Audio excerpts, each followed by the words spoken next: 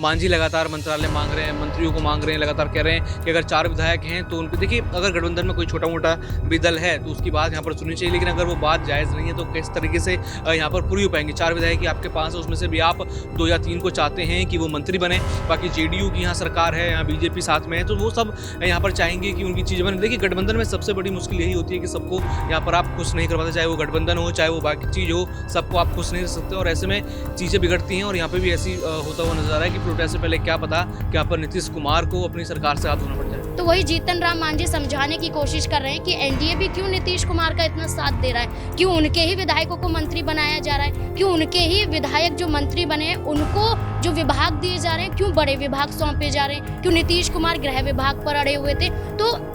इन तमाम मुद्दों के जरिए जीतन राम मांझी ये बताने की कोशिश कर रहे हैं कि एनडीए कुछ ज्यादा नीतीश कुमार को सहयोग दे रहे हैं। आने वाले वक्त पर, जैसे कि यहाँ पर बात हमेशा से होती हुई नजर आई है कि लोकसभा चुनाव के बाद जब विधानसभा चुनाव आता है फिर पलटी मारते हुए नीतीश कुमार नजर आते हैं। अगर विधानसभा चुनाव की बात करें 2025 में, अगर नीतीश कुमार ने फिर से पलटी मार दी, तब यहाँ पर क्या कहते हुए एनडीए नजर आएंगे? क्योंकि मांझी कह रहे हैं कि भाई हमें तो 1 रोटी दी गई, जबकि हमारी भूख कम से कम 2 रोटियों की थी। तो ये अब देखने को मिल रहा है कि यहाँ पर अपनी अपनी हिस्सेदारी जो बांटने का वक्त है, और चूंकि यही समय है जब मांझी अपने पक्ष में एक आध मंत्रालय और कर सकते हैं, तो लगातार दबाव बनाने का भी यहाँ पे जो है गेम देखने को मिल रहा है। अब ऐसे में जेडीयू बीजेपी क्या करती हुई दिखाई पड़ेगी, क्योंकि अगर 2-4 विधायक यहाँ से वहाँ हुए तो उनकी सरकार धराशायी हो सकती है।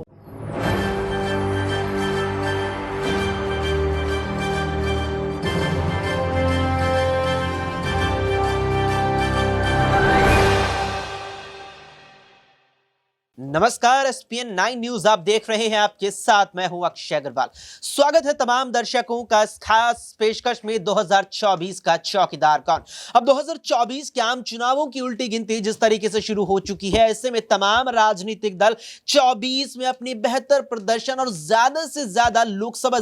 सीटें जीतने की कवायद में जुट गए हैं, जिसमें सबसे आगे एक बार फिर से नजर आ रही है बीजेपी। तो उसके पीछे यहां नजर आ रहा है इंडिया गठबंधन। इंडिया गठबंधन में तमाम राजनीतिक दल है। हालांकि नीतीश कुमार जेडीयू जब से इंडिया गठबंधन से अलग हुए हैं, माना जा रहा है कि इंडिया गठबंधन यहां काफी कमजोर पड़ा है। लेकिन नीतीश कुमार जो यहां अलग हुए हैं, और वो तारीख जो थी यहां 28 जनवरी रविवार का दिन था, और एक छुट्टी का जो दिन यहां रविवार माना जाता है, यहां कहीं ना कहीं नीतीश कुमार ने इंडिया गठबंधन से छुट्टी ले ली और एनडीए का दामन वापसी से थाम लिया था। लेकिन जब नीतीश कुमार ने 9वीं मर्तबा सूबे के मुख्यमंत्री के तौर पर बिहार में शपथ ली, तो उसके बाद अभी उन्हें बिहार विधानसभा में अपना फ्लोर टेस्ट देना है, फ्लोर टेस्ट साबित करना है। फ्लोर टेस्ट यानी कि वही संवैधानिक प्रक्रिया जहां विधानसभा में सत्ताधारी दल हो या सत्ताधारी गठबंधन हो, वो अपने विधायकों का विश्वास राज्यपाल के सामने प्राप्त करता है। और उसकी तारीख निर्धारित हुई है बिहार विधानसभा में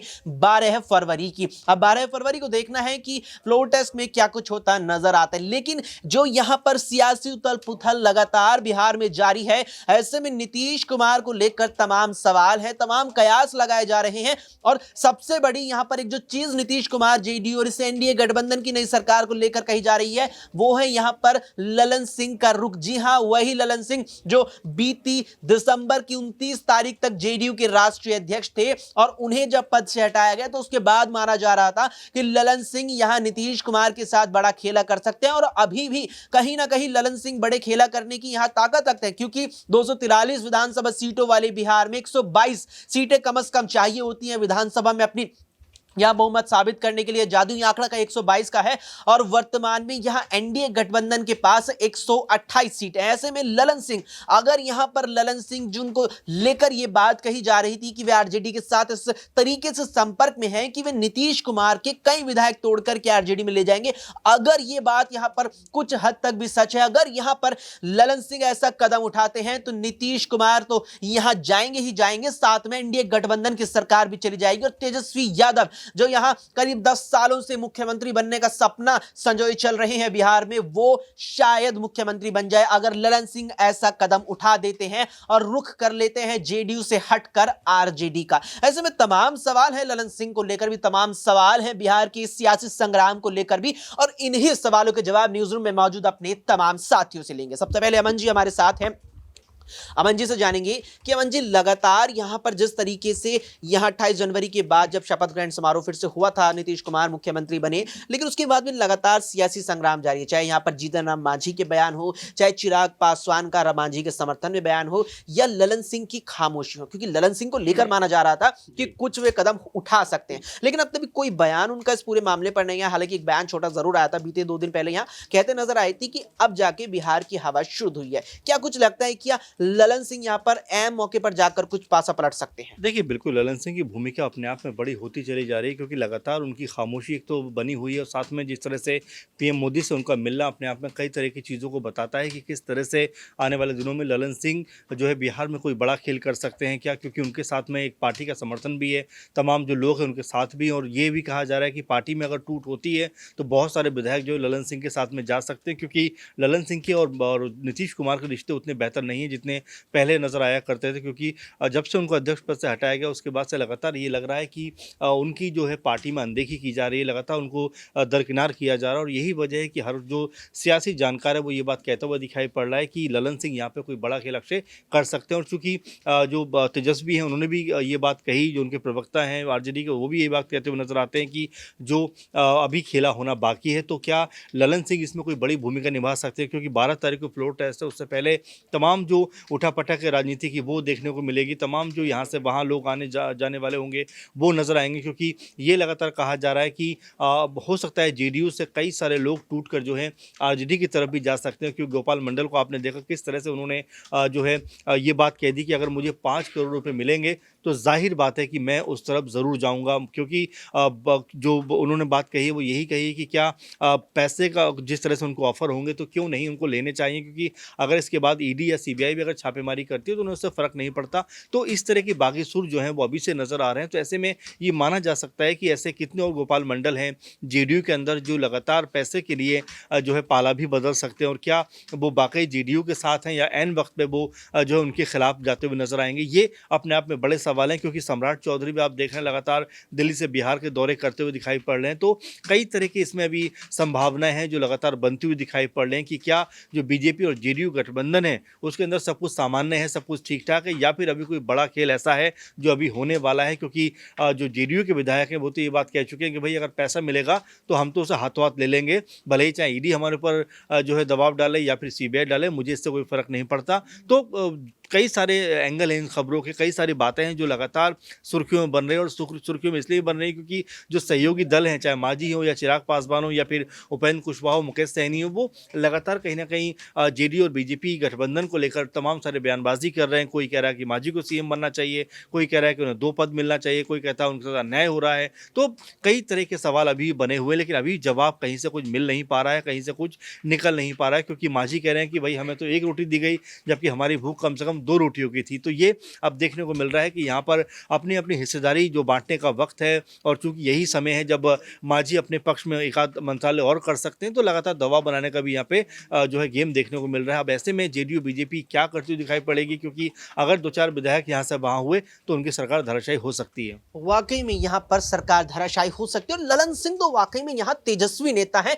क्या वे तेजस्वी के साथ जाएंगे, और क्या उन्हें यहाँ पर जेडीयू के गोपाल मंडल के साथ साथ जो और भी अगर यहाँ पर गोपाल मंडल है, क्या उनका समर्थन मिल पाएगा? नाजवीन से जानेंगे। नाजवीन, गोपाल मंडल सीधे साफ तौर पर कहते नजर आए 5 करोड़ मुझे देगा, मैं भी लूंगा, ईडी आए सीबीआई आए फर्क नहीं पड़ता। गोपाल मंडल ने यह बयान दिया है, क्या मतलब ये निकाला जाए 45 जो विधायक वर्तमान में जेडीयू में है, क्या और भी गोपाल मंडल हैं? देखिए बिल्कुल, यहाँ पर गोपाल मंडल ने मीडिया के सामने बयान दे दिया। कई और ऐसे भी होंगे जो नीतीश कुमार से खफा होंगे लेकिन बोल नहीं पा रहे होंगे, क्योंकि अगर नीतीश पार्टी से अगर हटे तो क्या वजूद उनका बिहार में रह पाएगा, क्या और पार्टी उन्हें यहाँ पर स्वीकार करती हुई नजर आएगी? लेकिन यही एक सही मौका बताया जा रहा है, क्योंकि 12 फरवरी को फ्लोर टेस्ट है। उससे पहले गोपाल मंडल ने जिस तरीके से बयान दिए हैं, ये बयान देते हुए नजर आ रहे हैं कि आरजेडी भी यहाँ पर बहुमत पेश करती हुई नजर आएगी, विधायक इधर उधर हो सकते हैं। इधर उधर होने का मतलब है कि वो खुद अपनी बात भी करते हुए नजर आ रहे हैं। यहाँ पर सीधे तौर पर तो नहीं, लेकिन इशारा तो यही दिया जा रहा है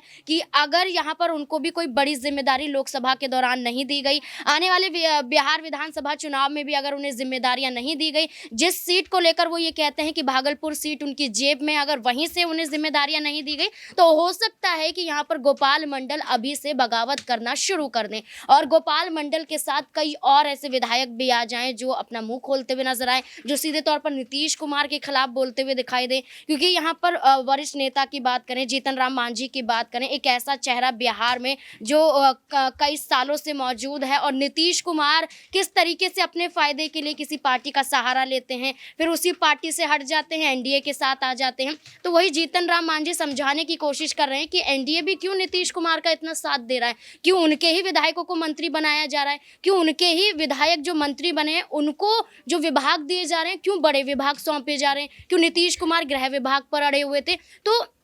इन तमाम मुद्दों के जरिए जीतन राम मांझी ये बताने की कोशिश कर रहे हैं कि एनडीए कुछ ज्यादा नीतीश कुमार को सहयोग दे रहे हैं आने वाले वक्त पर। जैसे कि यहाँ पर बात हमेशा से होती हुई नजर आई है कि लोकसभा चुनाव के बाद जब विधानसभा चुनाव आता है फिर पलटी मारते हुए नीतीश कुमार नजर आते हैं। अगर विधानसभा चुनाव की बात करें 2025 में, अगर नीतीश कुमार ने फिर से पलटी मार दी, तब यहाँ पर क्या कहते हुए एनडीए नजर आएंगे। वाकई में यहाँ पर और जो जीतन राम मांझी का जिक्र आया है, मांझी इस बात से खफा है कि एक ही मंत्रालय उनके यहाँ पर विधायक को दिया गया है और जो मंत्रालय दिया गया है पहले से लगातार पिछली 2-3 बारी से वही मंत्रालय दिया जा रहा है। ऐसे में दौलत से जानेंगे